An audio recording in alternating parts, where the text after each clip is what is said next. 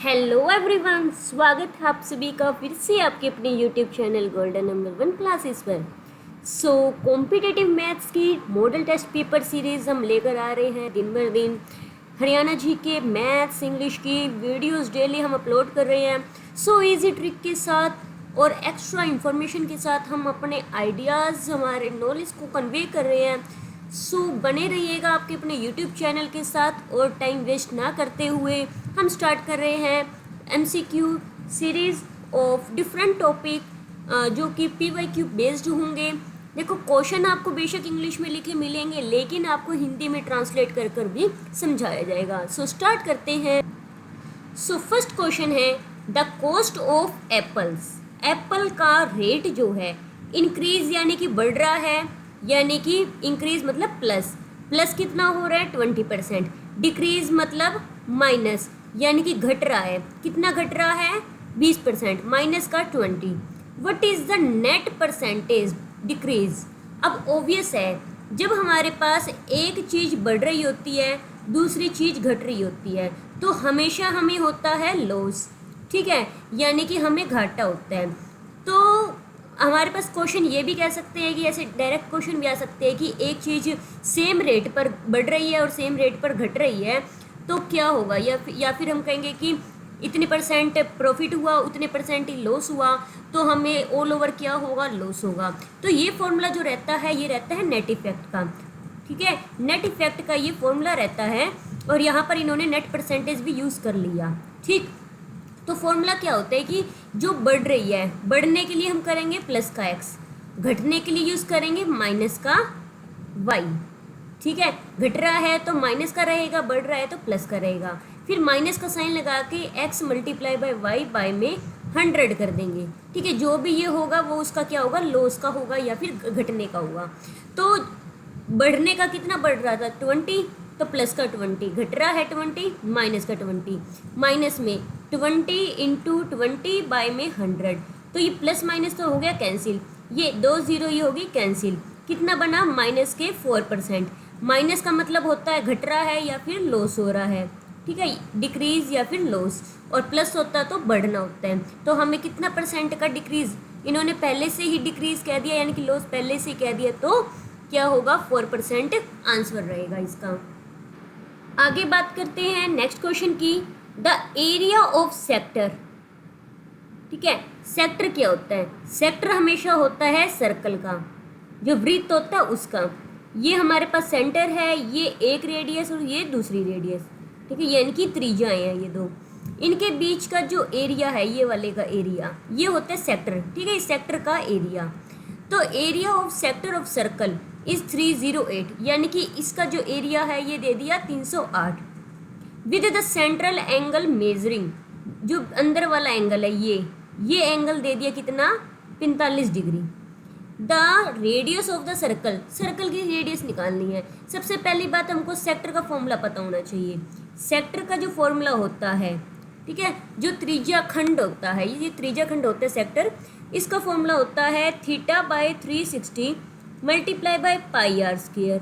Okay, अच्छा, theta कितना 45 bye में 360 मल्टीप्लाई बाय पाई कितनी 22/7। आर हमें निकालने, ये आर स्क्वायर लिख दिया। अच्छा, ये एरिया किसके इक्वल है 308, तो यहाँ लिख देंगे हम 308। इसको कर देंगे सोल्व, ठीक है।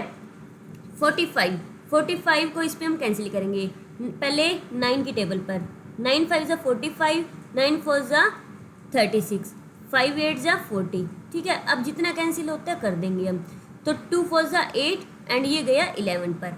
तो हमारे पास क्या बचा आर स्क्वायर क्या बचा, देखो 308 है, ये डिवाइड में है 4, यहाँ आके हो जाएगा मल्टीप्लाई, ओके। और ये 11 मल्टीप्लाई में है, ये हो गया डिवाइड, 7 भी डिवाइड में है, यहाँ आके हो गया मल्टीप्लाई। अब ये कैंसिल करो, 11 2 8 28 पे जाएगा ये, ठीक। तो देखो ये 28 ये बना और 28 ये बना, यानी कि 28 मल्टीप्लाई बाय 28 बना। और किसके इक्वल है, ये आर स्क्वायर के इक्वल है। इसका मतलब क्या हुआ, जो आर की वैल्यू कितनी हुई 28, यानी कि ऑप्शन 4 क्या रहेगा, करेक्ट रहेगा। नेक्स्ट क्वेश्चन है, इफ 8 डिजिट नंबर, ये 8 डिजिट नंबर दे दिया, divisible by 8, then total possible pair of x y, x और वाई के कितने जोड़े बनेंगे हमें ये बताना है। ठीक है, तो सबसे पहली बात ना हमें ये पता होना चाहिए कि 8 से डिविजिबल कौन सा होता है, 8 से विभाजित, 8 से डिविजिबल कौन से नंबर होते हैं, वो नंबर जिनके लास्ट के 3 डिजिट पूरे 8 से डिवाइड हो। ठीक है, तो ये देखो हमारे पास है 1 2 3 4 5, यहाँ एक्स और यहाँ वाई, एक्स और वाई पे कुछ ना कुछ आएगा। ठीक है, अच्छा यहाँ 6 भी है। तो सबसे पहला नंबर जो कि डिवाइड होगा 8 से, तो हमने उठाना है सिर्फ और सिर्फ लास्ट के 3 नंबर। ठीक है, तो हमने लेना है 6 एक्स और वाई। अगर मैं एक्स को भी 0 ले लूँ, वाई को भी 0 ले लूँ, तो यहाँ पर क्या बनेगा 600। क्या 600 8 से पूरा डिवाइड हो रहा है? बिल्कुल हो रहा है। ठीक है, तो पहला नंबर मिला 600। अब बाकी जो नंबर मिलेंगे प्लस में 8 कर दो तो 608, फिर प्लस में 8 कर दो, 8 की टेबल बन जाएगी 616।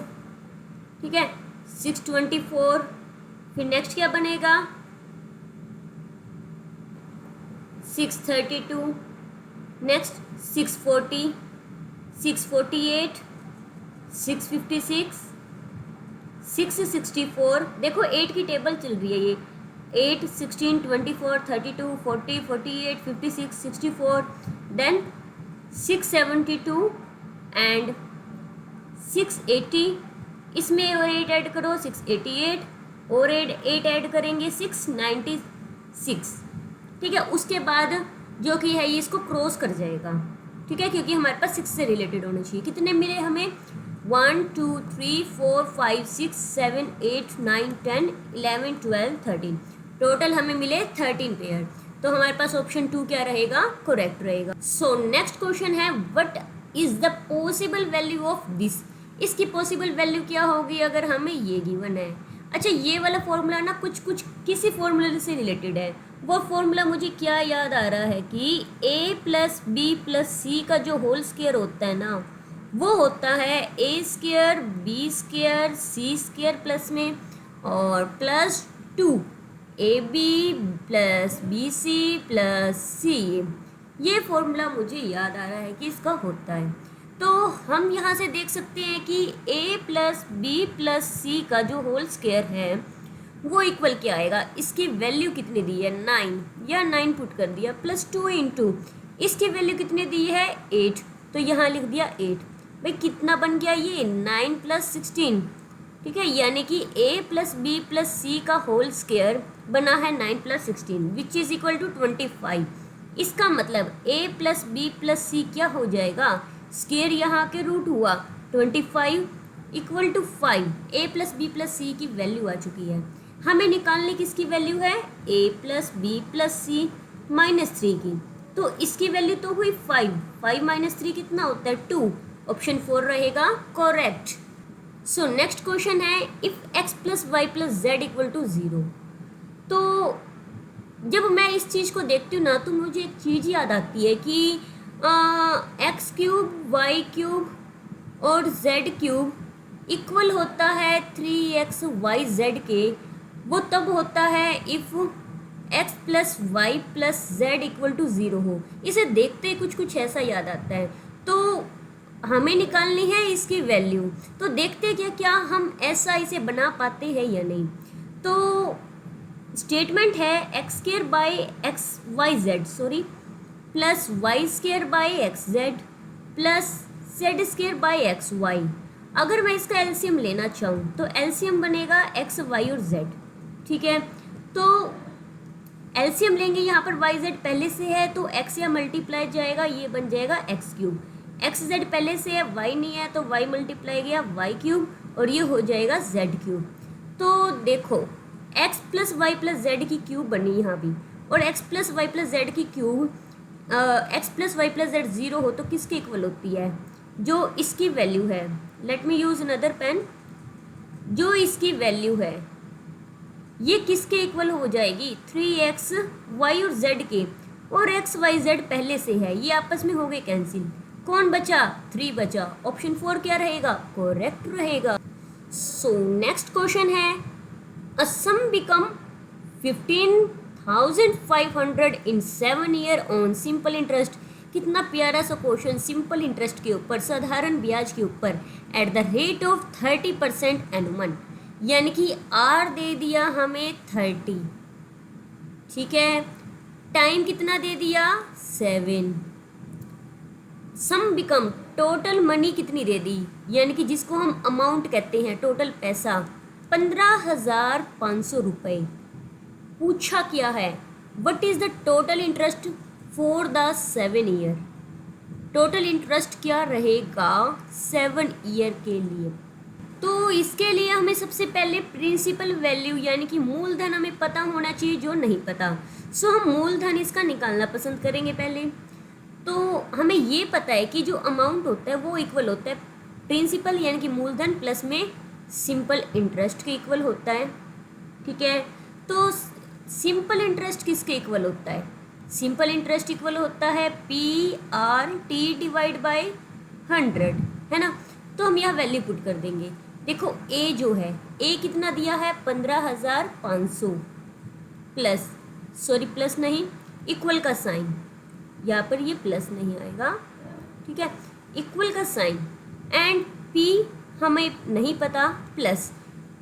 अब SI क्या होता है? PR यानी कि 30 और T यानी कि 7 बाय में 100 कर दिया, 0 से 0 हुई कैंसिल, ठीक है। अब ये 15,500 ऐसे ही, ये हमारे पास P कॉमन आया, यहाँ पर बचेगा 1 प्लस 3 की से मल्टीप्लाई 7 से 21/10, और इसको हम सोल्व करेंगे एलसीएम लेके, ये बनेगा 31/10 और यहाँ आ गया P। तो 15,500 यहाँ ये डिवाइड हो जाएगा 31 which is equal to P, यानी कि जो मूलधन है प्रिंसिपल वैल्यू है वो हमें मिल जाएगी। तो इसे हम डिवाइड करते हैं, ये हमारा डिवाइड होता है पूरा पूरा, ये हो सकता है 500 पर, ठीक है। तो यानी कि P हमारे पास 500 की 10 से मल्टीप्लाई कितनी हुई? 5,000। P हमें मिल चुका है 5,000। हमें निकालना है सिंपल इंटरेस्ट, ठीक है। सिंपल इंटरेस्ट किसके इक्वल होगा? देखो जैसे कि क्योंकि अमाउंट किसके इक्वल है? P प्लस में SI के इक्वल है, तो SI किसके इक्वल होगा? SI इक्वल होगा, यहाँ के माइनस हो जाए, अमाउंट माइनस P। अच्छा, अमाउंट है 15,500 और P है 5,000, तो ये कितना हो गया? 10,500। इसका मतलब ऑप्शन 3 क्या रहेगा? करेक्ट रहेगा। The mark price of a chair is 2400 which is, देखो मार्क प्राइस जो मार्केट प्राइस है उसके ऊपर, प्रोडक्ट के ऊपर जितना लिखा होता है वो इतना लिखा हुआ है, which is 20% above the cost price, यानी कि वो सेल करते हैं 20% कम पर सेल करते हैं, यानी कि मार्क प्राइस उससे ज़्यादा है।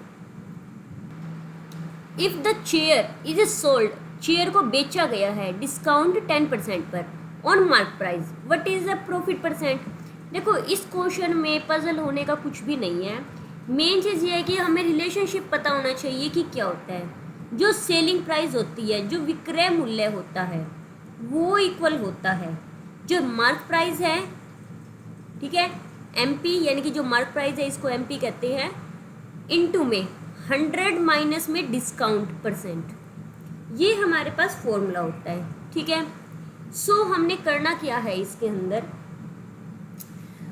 एक और फॉर्मूला बता देती हूँ पहले ही, कि जो सेलिंग प्राइस है वो इक्वल होता है cost price into 100 plus profit. Loss हो तो माइनस होता है, प्रॉफिट हो तो प्लस होता है, ये परसेंट हुआ, ठीक है। सो देखिए सेलिंग प्राइस हमारे पास क्या होगा, इन्होंने क्या कहा है कि प्रॉफिट परसेंट हमें निकालना है। प्रॉफिट परसेंट के लिए सेलिंग चाहिए, तभी हमारे पास कॉस्ट प्राइस आएगा, तो ही प्रॉफिट परसेंट बनेगा। सो सेलिंग प्राइस क्या होता है? मार्केट प्राइस कितना है? 2400, 100 माइनस डिस्काउंट कितना दिया भाई? 10% का डिस्काउंट है ना, ये लिखा हुआ डिस्काउंट ऑफ 10%, तो 10% डिस्काउंट कर दिया, परसेंट को हटाया, डिवाइड बाय कर दिया 100। सो ये बन चुका हमारे पास 20 से 20 कैंसिल, 24 मल्टीप्लाई बाई 100 माइनस 10 90। ये हमारे पास बन चुका है 2160। ठीक है, ये हो गया सेलिंग प्राइस। अब हम निकालेंगे कॉस्ट प्राइस। ठीक है, तो कॉस्ट प्राइस यहाँ से क्या निकलेगा, कॉस्ट प्राइस हो जाएगा SP बाय में 100 प्लस में P। ठीक है, और ये परसेंट जो होएगा इसका 100 ऊपर चला जाएगा। सो CP जो यूज़ करेंगे हम सेलिंग प्राइस वाला ना करके मार्क प्राइस पर करेंगे, क्योंकि यहाँ पर जो कॉस्ट प्राइस है वो 2400 ऑन मार्क पर। तो 2400 मल्टीप्लाई बाय 100 बाय में 100 प्लस P कितना 20% अबव था, तो ये हो जाएगा 120। इसको कैंसिल करेंगे, ये हो जाएगा 2 पर ये 20, यानी कि CP हो चुका 2000। तो प्रॉफिट परसेंट हमें निकालना है।